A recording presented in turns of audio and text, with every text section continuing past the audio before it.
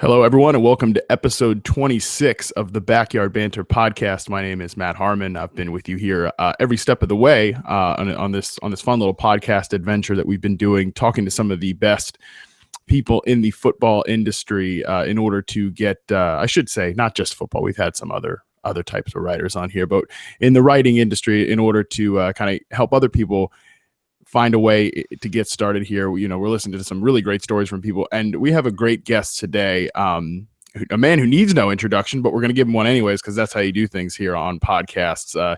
He's the lead NFL draft and NFL writer for Bleacher Report and at NFL Draft Scout on Twitter, Mr. Matt Miller. Matt, how are you doing today?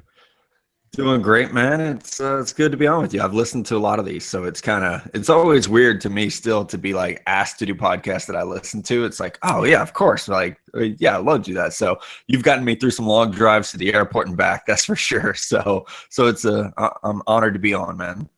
Oh, beautiful. Yeah, it's obvious. I've been driving across the country, so I feel you on listening to podcasts, and it's always, I don't know and this is like not a humble brag, but it's going to come off as one, and whatever, it is what it is, but it's always weird to hear yourself like referenced on podcasts kind of unsolicited. That's been the weirdest adjustment to me, like podcasts that I listen to all the time, and then I'll hear them say like, well, Matt Harmon said, I'm like, that guy, who the hell cares what he says? I've had that happen with my friends in the truck with me, and somebody will be like, we were listening to Daniel Jeremiah once, and he was like something about Matt Miller, and my buddy like shot me this like look across the truck, like, holy like that's you, like he's talking about you, and it's like, yeah, it's still weird because like, I still think of myself as just this, regular small town dude with normal friends, and then you hear your name mentioned, and it's like, oh my God, I can't believe this stuff still happens. I know it's really weird. And I mean, you've been doing this longer than I have, but it is always funny to see that. And just kind of, yeah, like you said, I always say that on this podcast, like, I feel like I'm just, another idiot on his couch talking about football. And it's, somebody just happens to pay me to do it. But other than that, I'm just, another person. But kind of leading off that a little bit, Matt, you've obviously come a long way in the industry, but going back to that sort of regular person thing, how did you first kind of come to fall in love with the game of football? Oh man, I've asked my older brothers this because I was so young that I actually can't remember. Like, just as long as I have memories, I was the guy who was obsessed with football. And it was like every Saturday and Sunday watching college and NFL games, collecting trader cards and memorizing all the stats on the back of those. And like, I was just obsessed with it from like I said, my earliest memories. So I don't know. It's funny because like my parents aren't athletic people. Like they enjoy sports, but like I wasn't brought up in a household where I kind of inherited being a fan.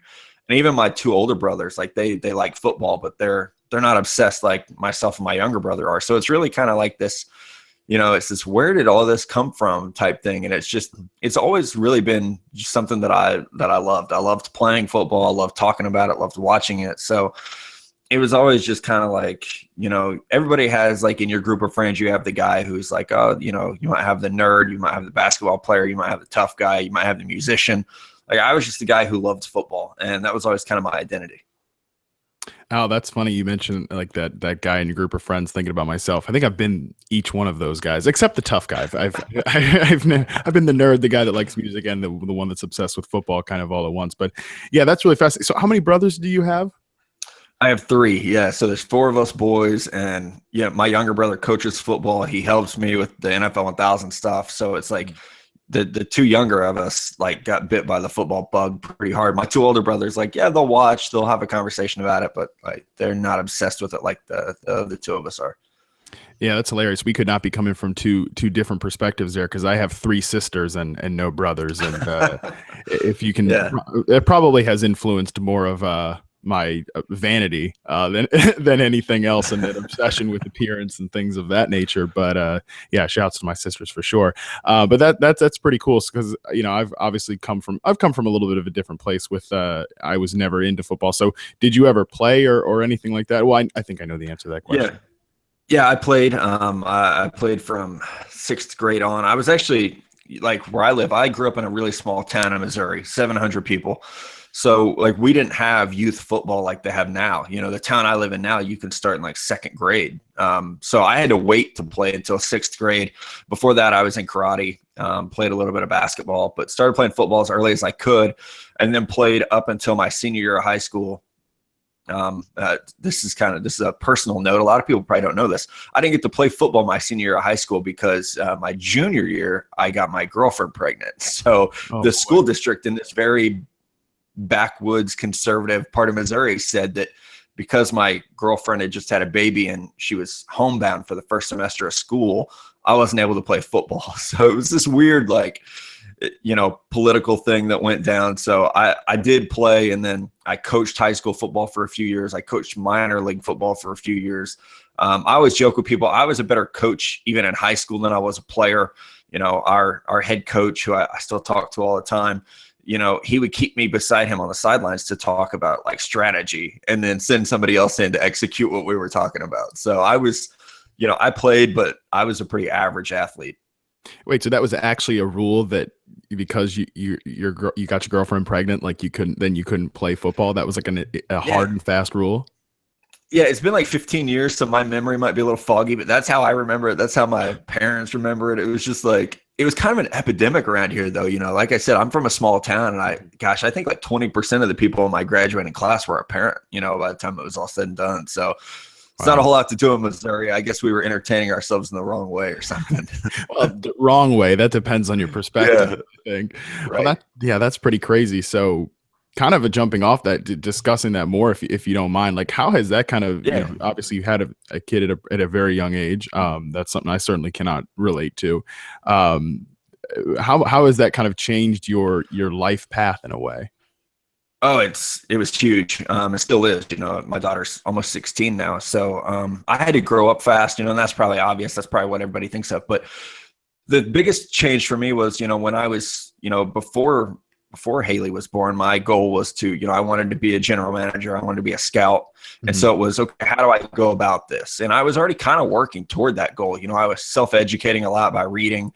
I was, you know, FedExing letters and scouting reports to NFL front offices, you know, even as a teenager, just trying to get my foot in the door. And this was right when the internet was also kind of blowing up, you know, like 99, 2000, 2001. So, you know, I was finding, you know, NFL draft websites and starting to try to work for them just to any way to get my foot in the door. But, you know, when you're 17 and you become a dad, it's like, okay, I got to speed everything up. So I went to school to be a paramedic because it was a good paying job and I only had to go to school for a year. So it was like, I got to get into the workforce. I have to start supporting this child. So I would say that was the biggest way that it affected me, was that, you know, I didn't get to go down the path that I wanted. You know, I wanted to go to like the University of Missouri for journalism and, you know, eventually work in scouting. So instead it was like, okay, I'm going to go to, you know, Missouri Southern, be a paramedic. And that's what I did. You know, I worked in the medical field for about 5 years, burnout on it. But the whole time I was doing that, it's kind of a blessing in disguise because, you know, when you work in the medical field, a lot of times you work 3 days a week, you work 3 12-hour shifts. So the rest of the time I was able to coach football. You know, I was able to get enough hours to be basically a full-time substitute teacher. So I got to be around the kids I was coaching. It allowed me a lot of time to write, a lot of time to learn, you know, about scouting, about coaching. So it all kind of ended up working out in the end, obviously, but it was a very like twisty, long path to the original goal. Yeah, right. No, that makes a lot of sense, and definitely the growing up fast and then having to kind of like your life turns upside down. I imagine that is certainly kind of a theme for anybody that deals with that. But it's cool though, and you know, I don't know about you, but I definitely believe that everything like happens for a reason, and I think sometimes I was talking about this with a buddy recently. Like I think that sometimes our biggest triumphs are born out of like our biggest tribulations in a way, and I think that's certainly for you. Yeah, you know, and you know, it's easy to say that, especially when you can look back on it. You know, like yes. For you, you know, like you have this great story. You know, you lost 100 pounds, and you're like this, you know, inspiration to so many people now. And you know, so you can kind of relate, you know, of this like that thing that when you're going through it, you're like, why did I get myself into this? You know, this is awful, and But then you can look back and be like, gosh, this is probably like the greatest thing I've ever done, is coming through this. And then you can, like you did, you can write an article about it. You can, share your story with people. So it definitely is kind of nice at the end when you can be an inspiration or you hope you are at least.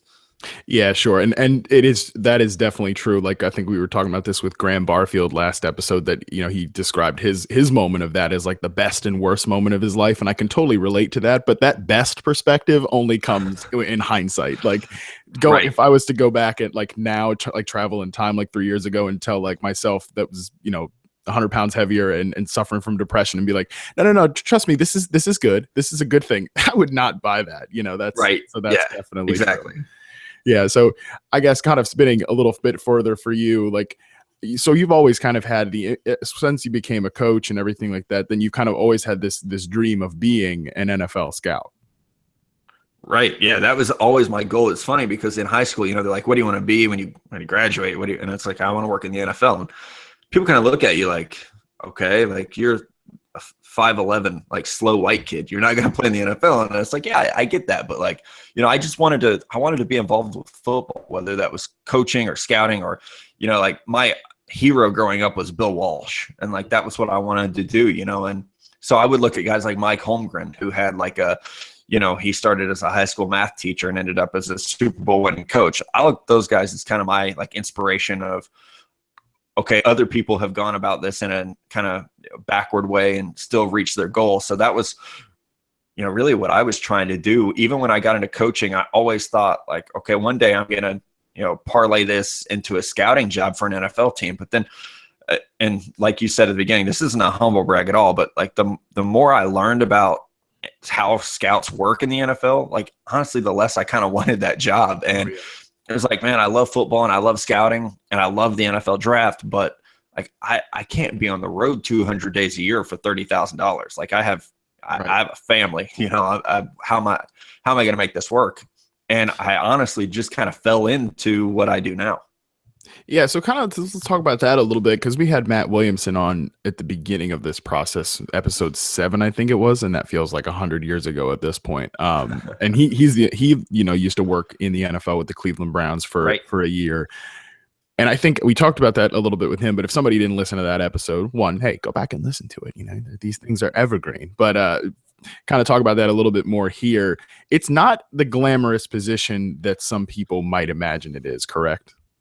It's not at all. And, I made it as far as talking to a GM of one team right before Bleacher Report hired me. And it was like, you're getting old enough. He was saying to me that you kind of need to take a shot at this if you're going to, because this is a young man's game to break into. And I was just like, man, I don't think I can do it because it's so much time away and it's not glamorous. You will spend 200 to 230 days a year on the road. Depending on the team you work for, you're driving your own car from these places. I have a friend who works for a team. He's based out of Atlanta, but he scouts the Northeast. So he will fly to Pittsburgh, rent a car, drive all over the Northeast, and he's lucky because he's able to rent a car. A lot of places you're driving your own car, putting 100,000 miles on it a year, and you're not paid very well. That's the other thing. And when you're 24, 30 grand, you can do that. You can make that work. I'm 32, with 2 kids who want to go to college someday. Like that's not very practical. So it is it's a young man's game. And it's like you said so well, it's not glamorous because you might go to 15 schools and scout 120 kids and none of them get drafted by your team. And no one will ever see those reports. Like what I do doesn't influence the NFL, but the thing I like about it is like people can see what I do. Like I'm able to share my opinions. I'm able to share my work. That would be the hardest thing for me working for a team would be staying behind those closed doors, which is why I think we see so many of the anonymous scout type things because like those guys are working their tails off and they just want someone to listen to them a lot of the time. So there are definitely a lot of outlets that, and I'm one of those outlets that will, talk to these guys and be like, what do you think about so-and-so? And sometimes people use that for positive things. Sometimes you use it for negative, just depending on your outlook on life. But scouting for a team is a labor of love, without a doubt. That's funny, Matt. I've never thought about it from that perspective, but I can definitely relate as a writer. Like I remember just as an example this year, when Anquan Bolden visited the Washington football team, the Washington Post, where I freelance for, asked me for like, hey, can you have a reception perception ready for him, and just in case he signs? I'm like, yeah, sure. So I wrote up like 800 words on Anquan Bolden's fit with Washington, and I'm sitting there typing it like, damn it, this is never gonna, like, he's not gonna sign here. This shit is never gonna get seen by anybody. And sure enough, it still sits just in the dungeons there. And that's kind of, like, as a writer, I find that, incredibly frustrating. So I've never thought about it from that anonymous scout perspective. Like, hey, these guys never get asked, maybe, and they have to have all these reports ready that their opinion is never going to get seen by anybody in the team. And I think there's one thing that we've heard from a lot of teams is that sometimes the scouts' opinions aren't even really considered that much as just data collecting. And then, the GM and the coach will make the decision, kind of regardless. Yeah, no, those guys, and I know Daniel Jeremiah has said this, they're more like private investigator than they are football scout anymore, because like you said, it's data collection. And the one thing that teams do rely on is, okay, you're the SEC scout. You have connections at those schools. We want you to go in and get all the dirt on these players. And that information they care about. But, can he play? Like you said, the GM and the director college scouting, the director of player personnel, and the coach, they're going to be the ones who ultimately decide if this kid can play or not. Every team's different. I know people who come from the Ron Wolf school of thought, whether that's Ted Thompson or Trent Baalke or Josh Schneider, like, they let their scouts have a lot of input. But there are other places where these scouts, like, they're not even in the room on draft day. They're not even in town. They might be back home watching the draft on TV like everybody else. Yeah, it's pretty crazy. And it's a tough, gig to move up into, because there's only 32 GM spots, and it's kind of similar to what we do, in the media, that there's a lot more supply of great writers than there is a demand for great writers, and I think there's a lot of like commonalities between NFL scouts and NFL draft media, because like you said, there's only 32 GM spots. There are only a handful of like high profile, draft gigs. ESPN and NFL Network are really the top two. So there's a lot of supply for very little demand, and there's a lot of burnout. There's a lot of turnover in the first few years. I see a lot of young guys, having done this as long as I have, who are really sharp, really talented. They have a lot of potential, and they just burn out. It's like 2 or 3 years of watching all this tape, and you feel like no one's reading your articles, or your website's not getting the traffic you want. You're not making any money at it. Like, it's very, very easy to burn out. And that's one area I was lucky that I actually had a full-time job that kind of, I always looked at the draft as a hobby. It was like, yeah, I would love to do it full time, but at the end of the day, it's probably just a hobby for me ultimately. And I think that's one of the reasons that I didn't burn out early on or give up, was because I never actually thought I would turn it into a full-time job. Yeah, that's true. And that's, I had approached it from a different perspective. Like, I was grinding to kind of hopefully land that job. And I did, but there's no telling that if in 2 or 3 years, I just I'm just done with this. And, we, like you said, I can name plenty of really talented people that are probably better at this than I am, that, it just happens one way or another, for people. And that burnout is definitely real. Like you mentioned, parallels between the NFL scouting and NFL media, underpaid and overworked, that can definitely be a thing in our side of the world. But Matt, kind of transitioning a little bit back to your story here. So obviously, not as much interest in being an NFL scout once you kind of realize that it's just not a fit with your life. How did you first get started, writing or in the media side of things? Yeah, man, it started early for me. It's funny. After my freshman year of high school, the journalism teacher recruited me. He stopped me in the hall and would be like, "You have to join the journalism staff. We want you to be a part of this." And it's like, okay, sure, whatever. I'll give it a try. And so I started writing about games, football games, basketball games, just whatever, doing the little school newspaper recaps. And I loved that. I loved writing about something, having an opinion and having people read it. That is strokes your ego a little bit, to be like, oh man, everybody in school is reading what I write. And even in a small school, it kind of, was like, okay, I want to keep doing this. And I really liked it. So as I mentioned earlier, it was kind of the early internet days, at least in rural Missouri at that time. So it was I was already on a lot of forums reading about the NFL draft, and was making a lot of posts there. And there was a website called NFL Draft Blitz. And I think it actually still exists. And the guy who ran it was like, I see you're on the forums all the time. You have a lot of good opinions. You want to try writing? And I was like, yeah, like we'll love to do that. So I got like it's not even a job because I did it free, covering the San Francisco 49ers draft classes. I think I was a senior in high school.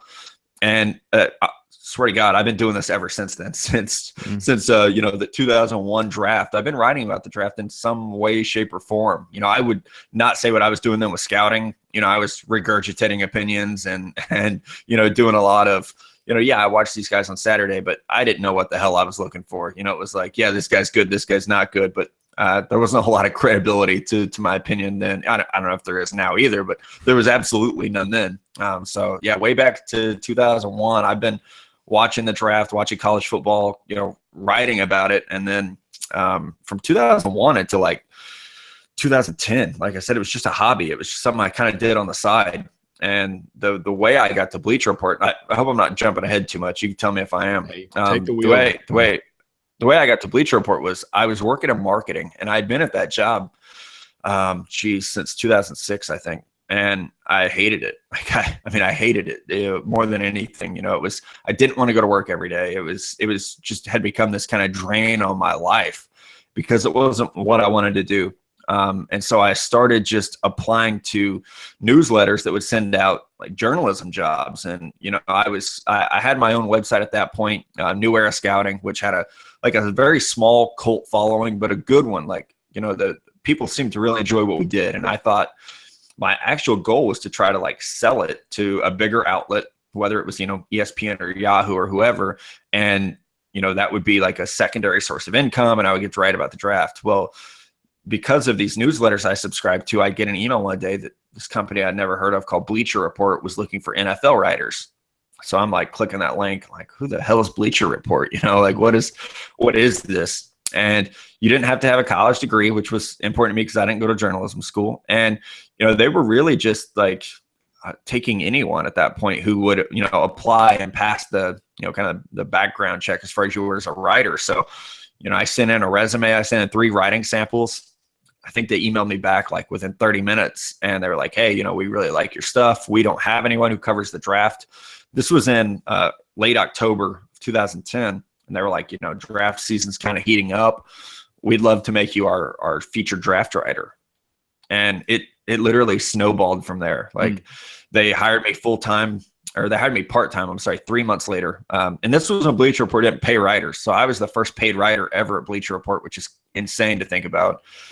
So February 2011, they start paying me part-time, and I'm like, hell yeah, someone's paying my rent so I can write about football. Like, this is the greatest thing that's ever happened to me. And then in May of 2011, I quit my day job and started writing for Bleacher Report full time. So, and like I said, I've been there ever since, 5 years later. So it's pretty crazy how quickly it happened. And it's kind of why I always tell people, like, you got to be ready for that opportunity, because sometimes they come fast and you have to be able to recognize it and be willing to take some risk, because I had never heard of Bleacher Report. It's funny. I asked a friend of mine who worked in media.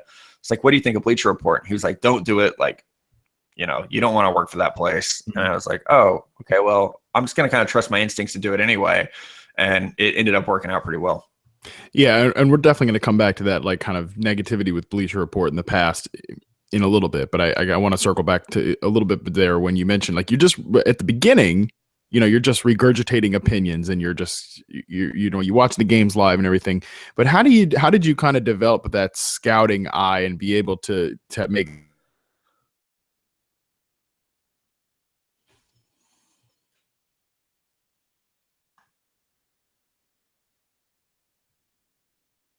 or something? Oh, hey, sorry, man. I think we froze up there.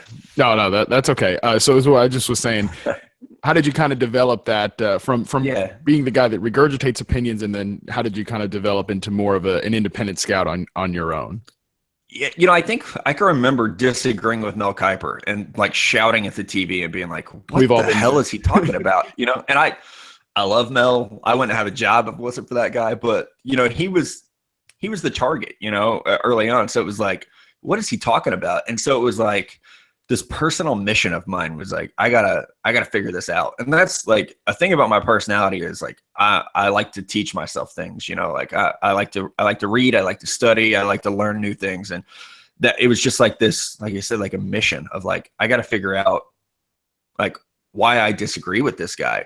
And I just started reading every book I could find on scouting. I started with every football coach I knew, like high school level. My mom worked with the lady whose husband coached college football. And it was like, you got to get me time with this guy. Like, I got to talk to him. And it like kind of consumed me. This quest of like, I have to learn more about the game.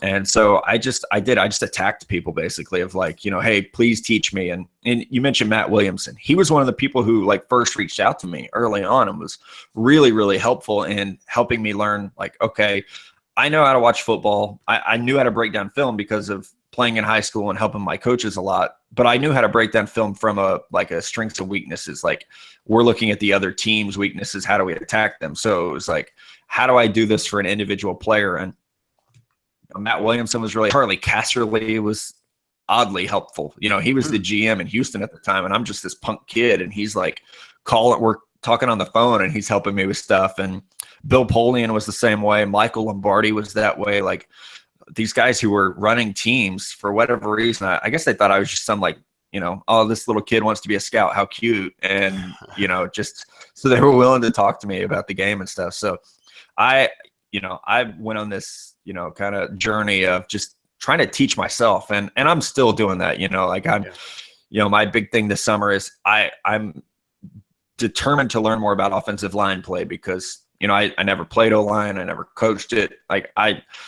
And I think my theories of what I'm looking for at that position are constantly changing. So that's a big thing right now is, you know, constantly trying to learn and get better at it. Oh yeah, definitely. I feel like everybody, when they're like, "Hey, what should I get better at in terms of watching film, watching offensive line, and learning how to go into that?" I feel like is always everybody's answer. I feel like those of us that aren't like the O-line guys are like always trying to play catch up with offensive line. Right. And you think you might know offensive line play until you talk to one of those guys, and then you're like, "I'm an idiot. Like I know nothing." So yeah, absolutely. And there's definitely there's some gold in like having kind of a niche or whatever. And then like, especially when your niche is not the other person's and talking to them, you realize just like, oh my gosh, there's just so much that goes into it. It's impressive. Do you ever feel like and I guess I can kind of relate to what I think my answer would be to this question. Like, do you ever kind of still go into watching film and like you said, learning with that sort of almost competitive or like obsessive, you know, drive to do it and learn?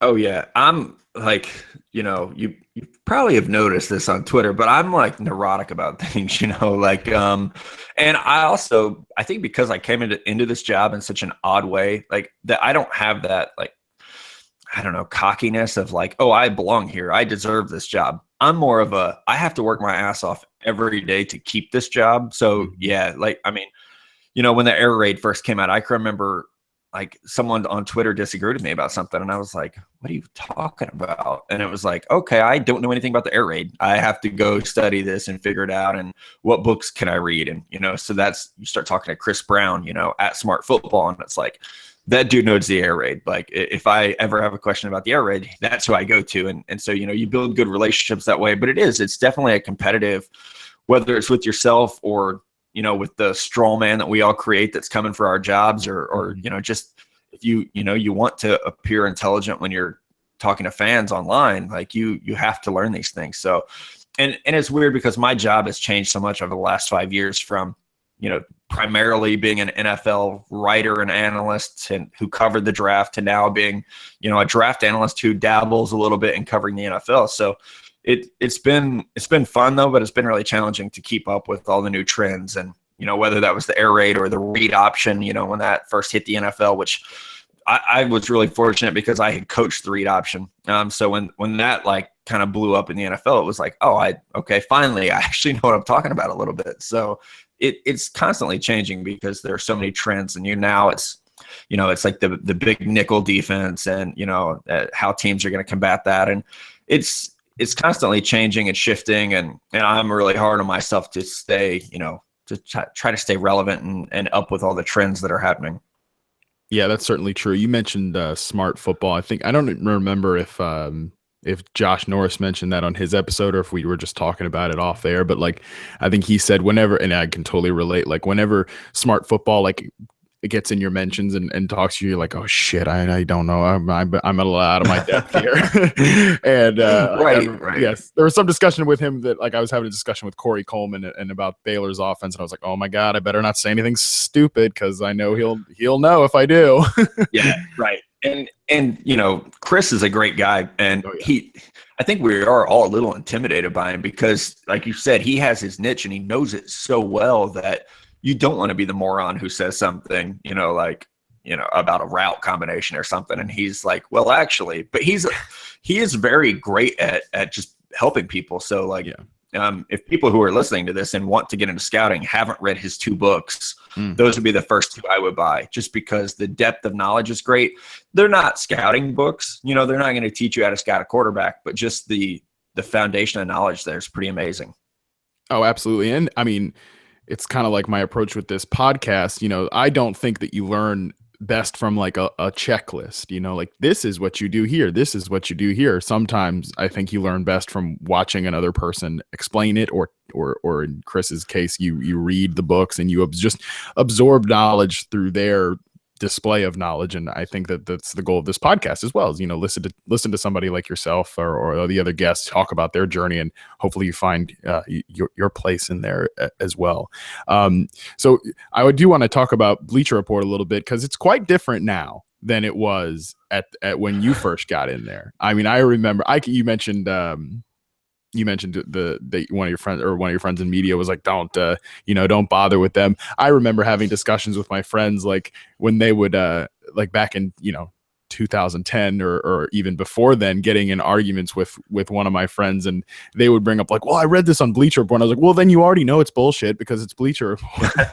And I remember like back then, but obviously now it's quite different. You guys are bought by a big media company, and it's a little bit different now, right? Yeah, it is different. And, it's funny because I have such a different perspective on the media, because I didn't go to journalism school and all that. So when people would attack Bleacher Report for like the list and the slideshows, it'd be like, but that's what people are reading. Like, why are we mad about, like delivering people exactly what they want? But yeah, the perception has definitely changed. I kind of live in my own little lane, so I don't notice as much. Like, we've hired so many like, big name respected people across so many sports, but I'm just like, oh, okay, it's weird because I'm still doing the same job now that I was doing in 2010, but now it's like, oh, you work for Bleacher Report. That's awesome. When before it's like you said, people were like, shut up, man, you work for Bleacher Report. And, it's like, oh, okay. So it's weird that like, now people will see, like, if I'm wearing a BR jacket, they'll be like, oh man, I have your app. I love that. Whereas before, like, some of my best friends could tell you where I worked, it was just like, it would be like, so wait, what do you do? Like, you write about football you don't work at ESPN, right?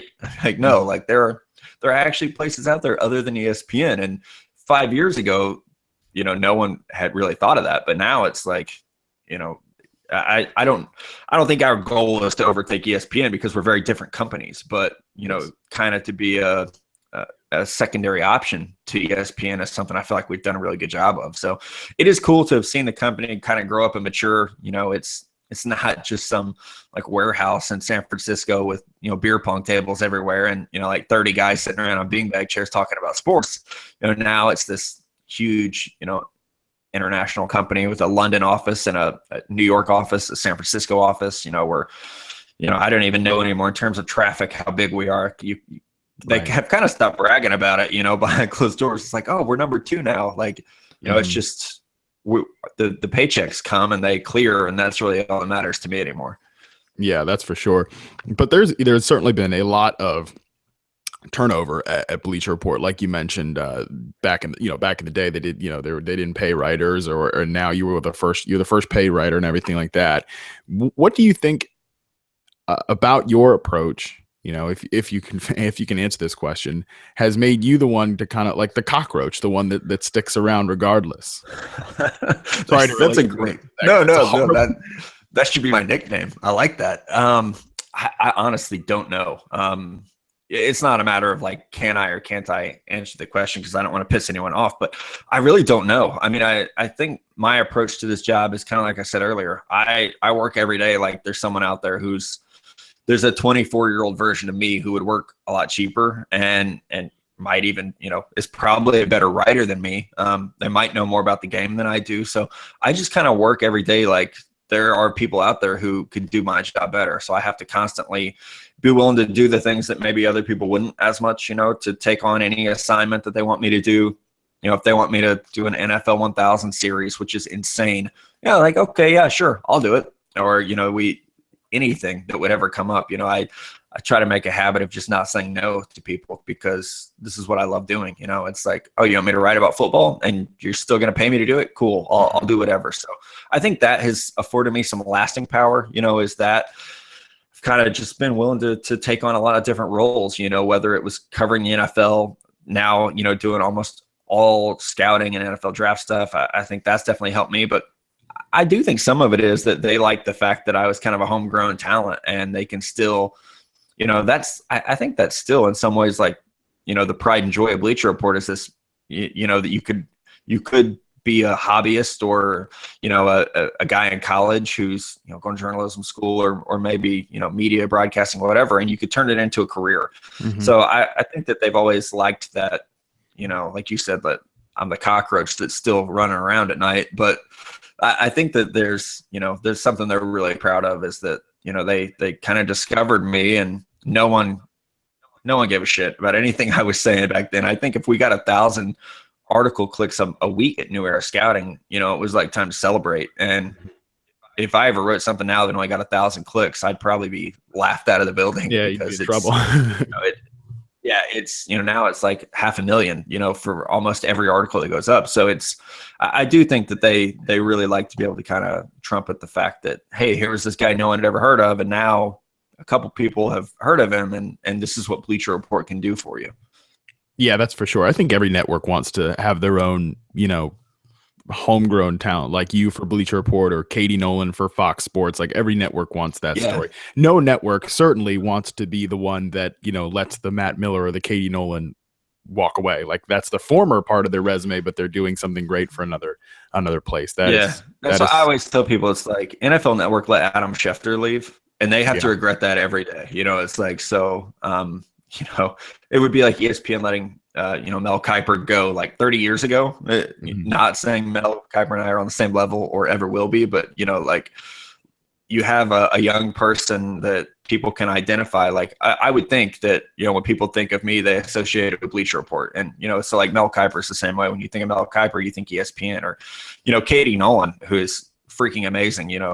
When I think of her, I think of Fox Sports 1, and she's the first person I think of when I think of that network. I don't think of Colin Cowherd or Jason Whitlock or that's good. Any of the other people, thankfully. So, she's kicking ass right now, which is fantastic. Yeah, that's incredible. We should, man, it'd be great to have Katie on the podcast, but I don't know if I'm there. I don't know if I can make that happen. We'll see. You have a lot of pull, man. I wouldn't be surprised.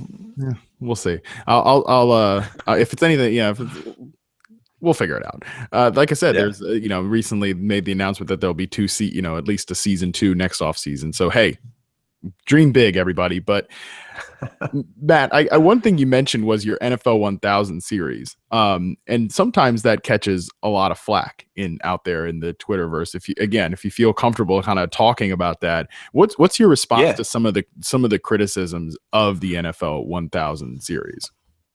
I just always, I don't know the individual critiques. This past year I was so busy that we did a post-mortem meeting, and people were like, well, what was the feedback on NFL 1000? And I was like, I have no idea, because I went from NFL 1000 to the NFL Draft 400, which is just me writing 400 scouting reports. So it was I don't know. And the NFL 1000 is myself as the lead scout. We have 5 or 6 like assistant scouts. So it's a group effort, that kind of gets put under my name as like an umbrella type thing, which is more common than people who don't follow the media closely would think. But very true.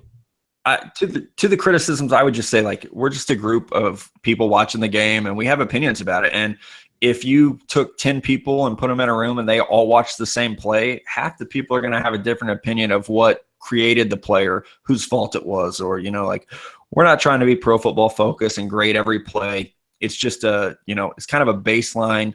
Let's look at the last year and let's evaluate these guys. And the original idea way back when NFL 1000 started was, if all positions were created equal, who would be the best player in the NFL? And I think somewhere along the way, either I forgot to convey that message or people stopped reading the intro, one of the two.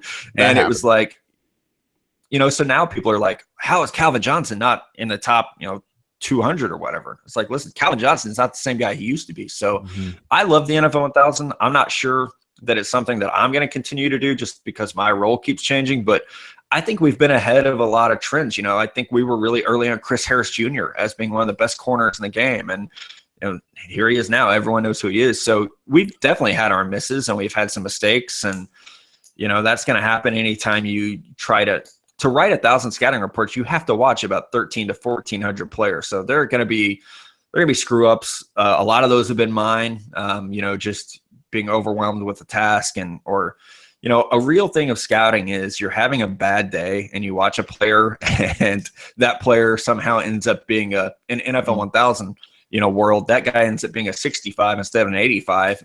And when the article comes out, you're like, what the hell was I thinking that day? Like, but it's too late to do anything about it at that point. So it's all opinion based. Like I said, we're not trying to be pro football focused. We're just trying to do like our own unique thing and start conversations and hopefully educate people a little bit along the way.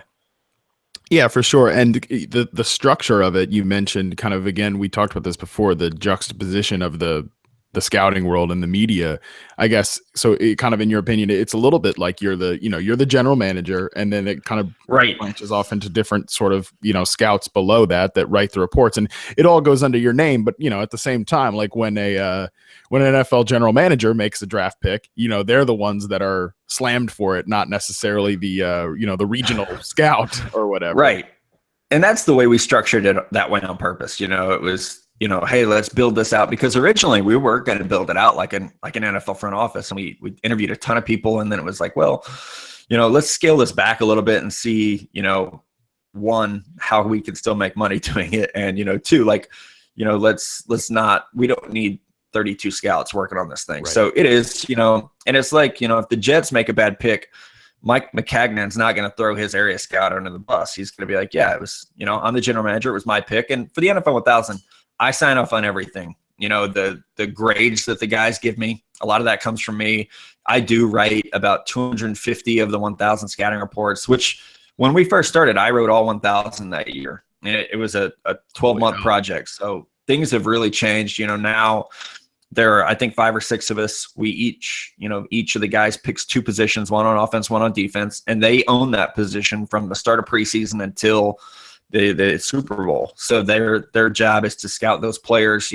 Each player has to play 200 snaps to be eligible. So it's like you have this guideline of who to watch. But at the end of the day, I'm signing off on everything. I'm writing a lot of the reports. I'm doing a lot of the grading myself. So it's definitely been a lot of fun. I've learned a lot. I've made a lot of good connections around the league because of it. But it is it's one of those things that, I think we piss off more people than we do make happy, because everyone has their team and their players. And, like if you're a Luke Kuechly fan, you feel like he should be a top 5 player in the NFL.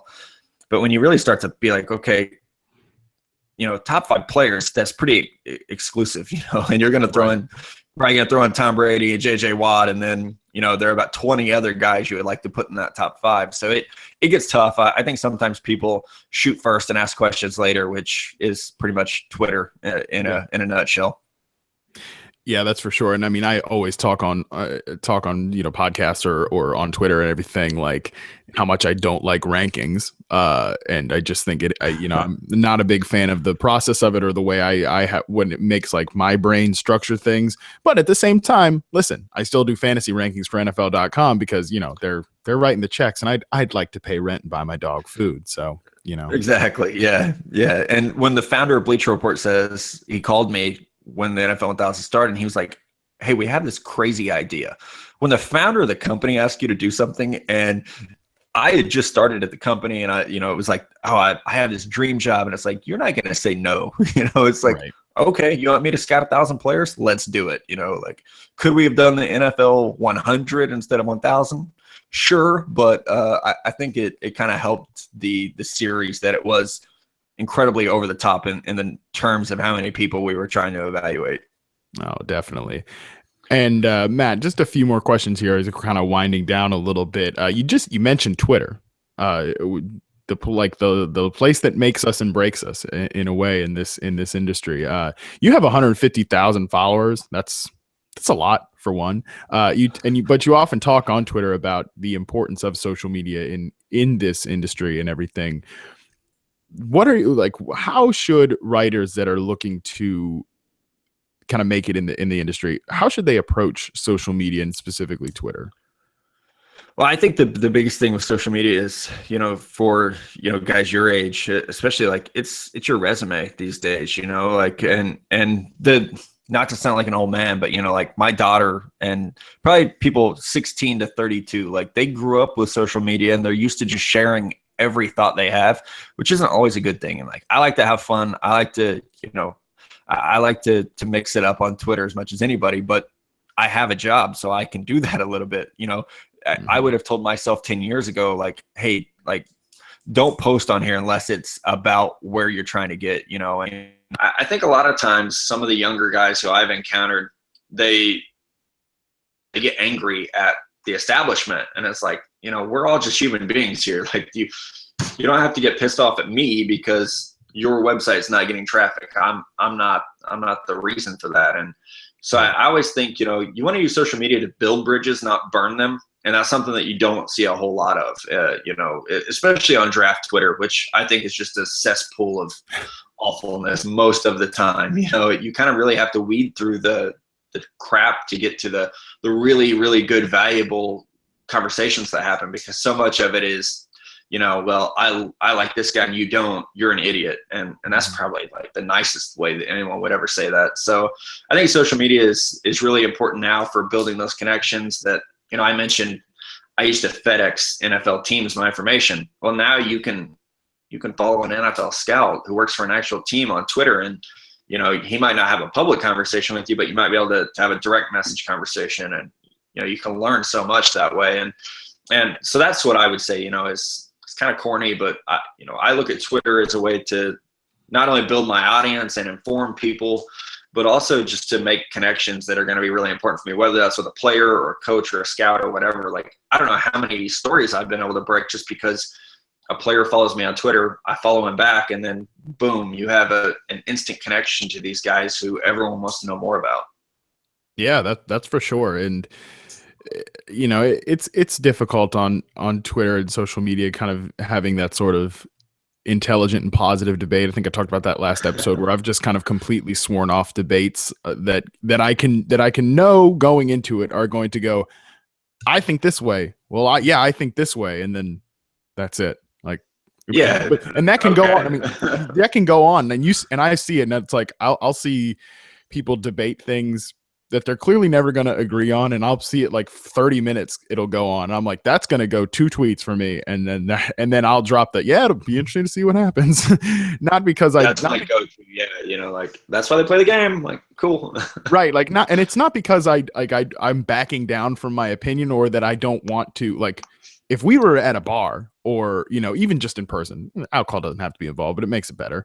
And in any fashion like that, I would debate you till the sun went down. We would talk about it all day, and we'd probably make some progress on each other's opinions, or at least inform each other. But at 140 characters at a time, it just turns to shit too quickly. Yeah, and people have this preconceived notion of who you are right. online if they've never met you. That's something that, as I get on travel more, I've had people be genuinely surprised that I'm not an asshole. Right. And they're like, why did you think I was going to be, a dick? Like, well, you're kind of, salty on Twitter. It's like, well, I'm dealing with a lot of morons on Twitter. So yeah, if you're listening to this and you do think I'm an asshole on Twitter, I promise I'm not in real life. It's just, you deal with people who are constantly challenging your opinions and threatening your children. And, it's like, yeah, at the end of the day, probably not always putting my best foot forward. But like you said, you know, it's funny. My opinion on Twitter has changed so much because even a year ago, it was like, I think you put this really well, like, I have to back up every one of my opinions and like fight them to the death.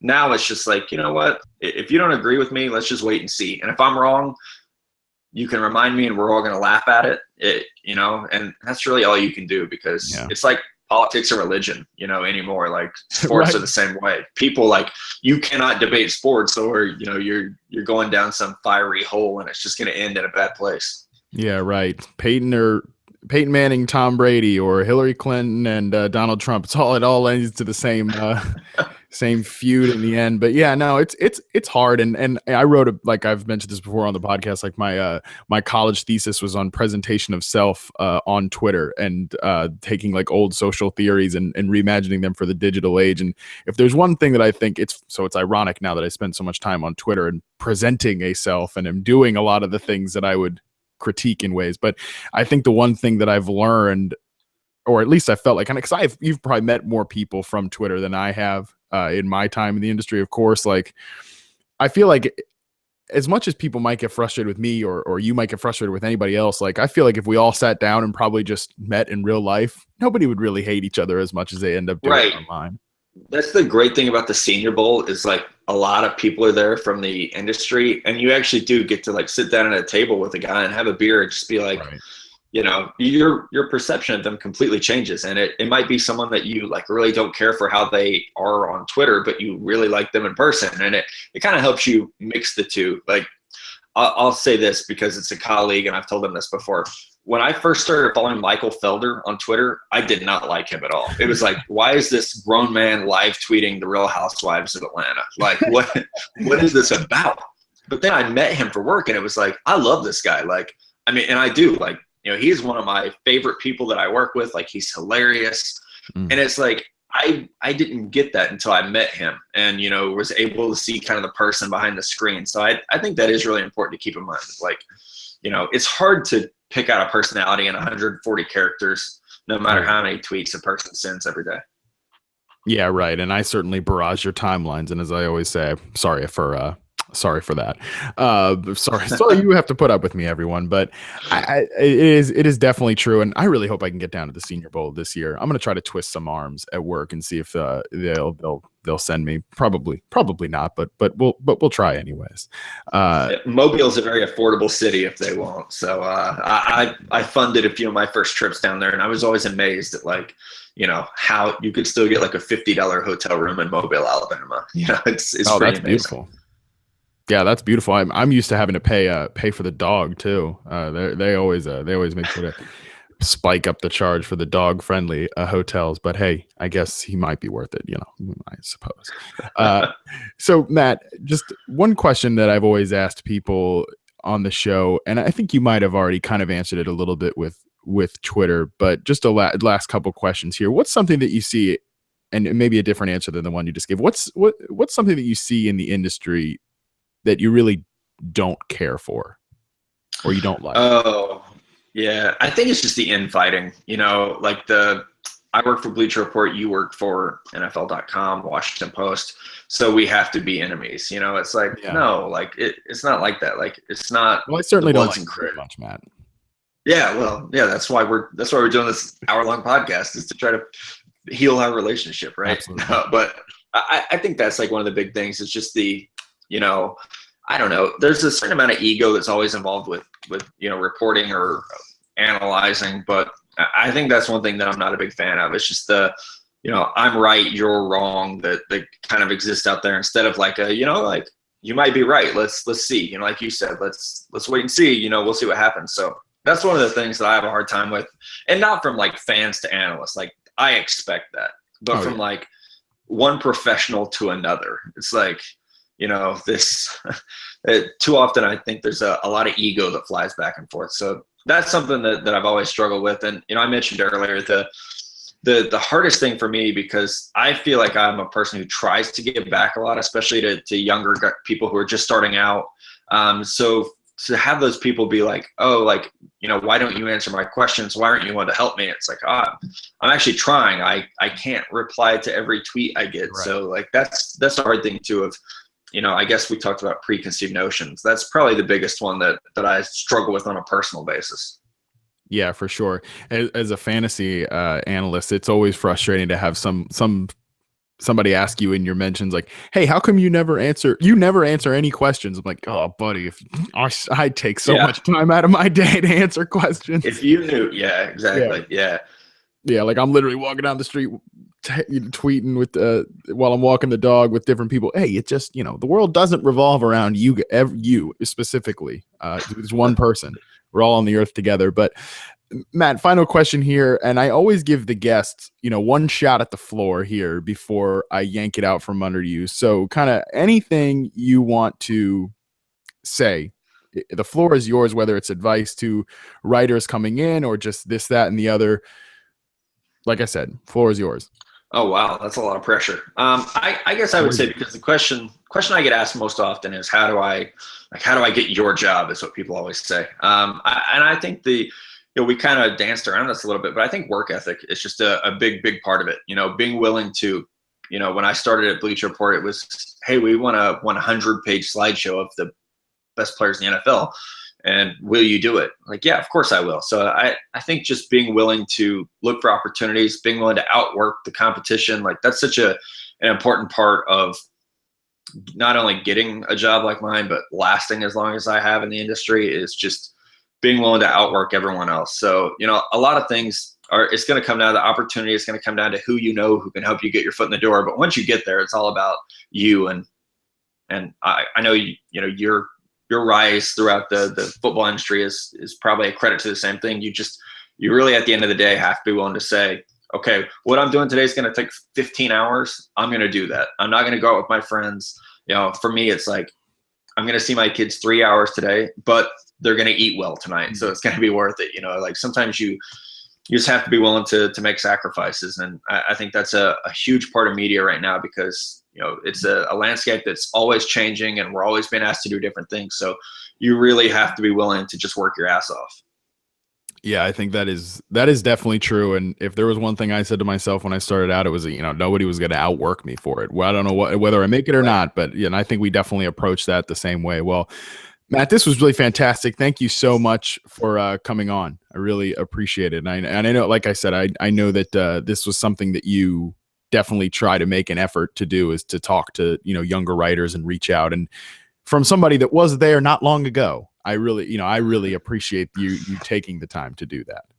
Yeah. I mean, I feel really lucky and fortunate to have the platform that I have. So I think I would be an arrogant jerk if I didn't try to help people, realize the same thing. So, I'm happy to be on. I'm a big fan of your work. You're doing with the reception perception thing, you're doing a lot of the grind work and grunt work that no one likes doing that. So it's great that there's someone out there like you who does, want to track all of it and kind of put a unique spin on things, So I'm honored to be on, man. It's a lot of fun. Yeah, no doubt. Well, the world needs sickos like me who do enjoy that process. We're all meant to find the thing that we're crazy about, and I guess I found mine. So, but again, Matt, thank you so much. Really appreciate the kind words, and to everyone listening, of course, thank you guys so much for tuning in. As always, it's really a treat to get to share this with you. It's my pleasure. I always say I have the best audience in the world, and you guys make it a ton of fun to do this podcast. So, of course, as always, if you could share the show, rate and review on iTunes, that stuff always helps. Their self-promotional garbage out of the way. Thank you guys so much for listening today, and I hope you learned something.